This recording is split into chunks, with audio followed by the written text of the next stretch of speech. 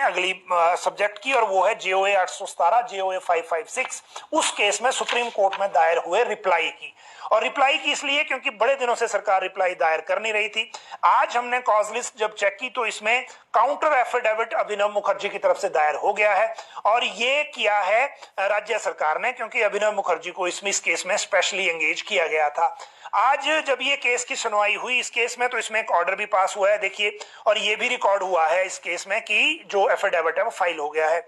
Not to be deleted from the notified date 1 November 2022, मतलब 2022 मतलब 1 नवंबर के लिए ये केस लगा हुआ है, अंकिता ठाकुर वर्सेस वाला। और इसी केस में दोनों पैरा जो थे वो आ गए थे। 556 में एक आ गया था जो हाई कोर्ट का था, पैरा नंबर 33 और 34 दोनों, या 32 और 33 है शायद, और इसीलिए 556 की जो मेरिट रिकास्ट करने का केस सुप्रीम कोर्ट गया था उसी में 817 भी एंगेज हो गया है। और यहां पर्सनल विभाग की ये कोशिश है कि 817 को इससे अलग कर दिया जाए ताकि कम से कम एक भर्ती को प्रोसेस कर लें। लेकिन अगर नवंबर में लगा है तो आप देखिए कि नई सरकार बनने के बाद ये भर्ती हो पाएगी। लेकिन रिप्लाई आज दायर हो गया है, और रिप्लाई के साथ ये भी तय हो गया है कि किसी भी वजह से 1 नवंबर की सुनवाई नहीं टलेगी, चाहे जो मर्जी हो, क्योंकि सुप्रीम कोर्ट ने आज ये एक लाइन रिकॉर्ड कराई है कि इसमें 1 नवंबर को ही सुनवाई होगी, और दोनों केस ये क्लब कर दिए गए हैं। तो ये था जो रिप्लाई। अब रिप्लाई का कंटेंट सामने तब आएगा जब ये दोनों पार्टीज को रिप्लाई की कॉपी मिल जाएगी, और उस टाइम हम इसकी जानकारी आपके साथ साझा करेंगे। अब अगली बात, एनटीटी भर्ती की फाइल लौटा दी है, उसकी बात कर लेते हैं। अभी बड़ा इंपॉर्टेंट मैटर है, और इंपॉर्टेंट इसलिए है क्योंकि जो इस मामले में हमने आपको इससे पहले अपडेट दी थी उसमें थोड़ी नई इंफॉर्मेशन इसमें है।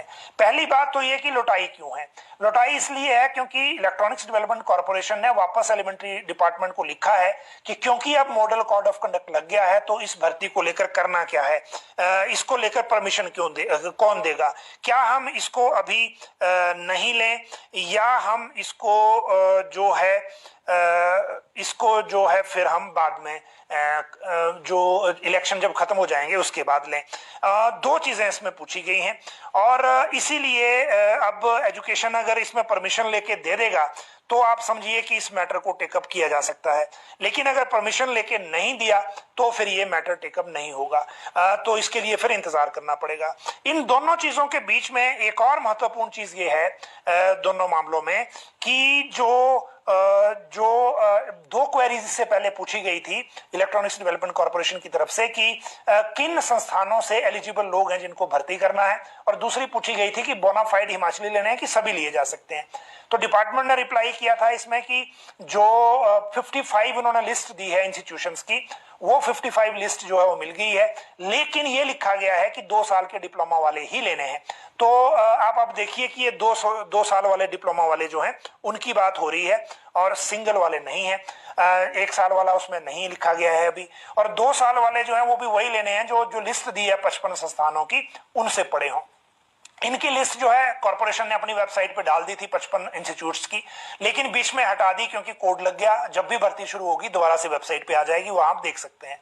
दूसरी बात बोनाफाइड की थी। बोनाफाइड में फिर रिप्लाई डिपार्टमेंट ने ये दिया है कि जैसे क्लास 3 क्लास 4 में सरकार करती है वैसे आप भी करें, और उसमें ये शर्त है कि जो 10वीं और 12वीं हिमाचल में पढ़ा हो तभी वो एलिजिबल होता है, तो वही शर्त इसमें भी लग जाएगी। लेकिन फिलहाल इस भर्ती का होना क्या है वो कुछ पता नहीं है। 4887 के आसपास पोस्ट हैं, और इसके लिए इंतजार ही अभी एकमात्र तरीका है। अब इसके बाद अगला सब्जेक्ट लें अगर हम, तो उसकी भी बात कर लेते हैं। और जो अगला सब्जेक्ट है भर्ती के लिए वो है अभी जो आउटसोर्स वाला है। और आउटसोर्स वाले की जानकारी हम आपको इसलिए दे रहे हैं, हमने आपको 6 बजे बताया था कि आउटसोर्स पॉलिसी जो पहले हम कौशल विकास निगम को जानी है ऐसा सोच रहे थे, उस पॉलिसी को अब फाइनेंस ही बना रहा है। और प्रबोध सक्सेना ने इसमें सेक्रेटरी टेक्निकल एजुकेशन और जो सेक्रेटरी लेबर एंड एम्प्लॉयमेंट है उनसे एक मीटिंग कर दी है, और वहां चल रहा है कि किस तरह से बनाना है। ठेकेदारों को बीच में से हटा देंगे, और जो एमओयू के जरिए जो एम्प्लॉई हैं आउटसोर्स वाले वो शिफ्ट हो जाएंगे कौशल विकास निगम में, रहेंगे वहीं जहां काम कर रहे हैं। लेकिन आज हाई कोर्ट से एक ऑर्डर आया है बड़ा इंपॉर्टेंट आउटसोर्स को लेकर है, और ये क्योंकि पूरे स्टेट को इफेक्ट करता है इसलिए हम इसकी जानकारी आपको देंगे। हाई कोर्ट ने प्रदेश विश्वविद्यालय में तैनात उन सभी कर्मचारियों के नियमित करने पर रेगुलर करने पर रोक लगा दी है जिन्हें भर्ती एवं पदोन्नति नियमों को दरकिनार कर नियुक्त किया गया था, और ये वो लोग थे जिनको आउटसोर्स के आधार पर लगाया गया था। प्रार्थी की ओर से 130 कर्मियों को निजी तौर पर प्रतिवादी बनाए जाने को लेकर आवेदन दाखिल किया था। इसे कोर्ट ने स्वीकार कर लिया है और उच्च न्यायालय ने ये आदेश पारित कर दिए हैं। तो ये स्टे हो गया। और प्रार्थी ने यह भी आरोप लगाया था कि विश्वविद्यालय ने पिछले दरवाजे से भर्तियां की जा रही हैं और ये सारी चीजें इसी तरह से हो रही हैं, और इसीलिए मेमोरेंडम ऑफ अंडरस्टैंडिंग यानी एमओयू को भी रद्द करने की गुहार लगाई है, जिसके तहत ये आउटसोर्स एजेंसी के तहत भर्तियां की गई थी।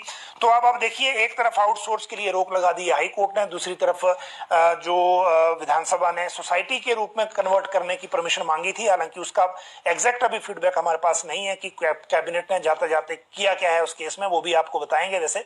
लेकिन आउटसोर्स को लेकर ये लीगल पोजीशन ये है, और दूसरी तरफ जो पॉलिसी को लेकर काम है वो दूसरी तरफ है।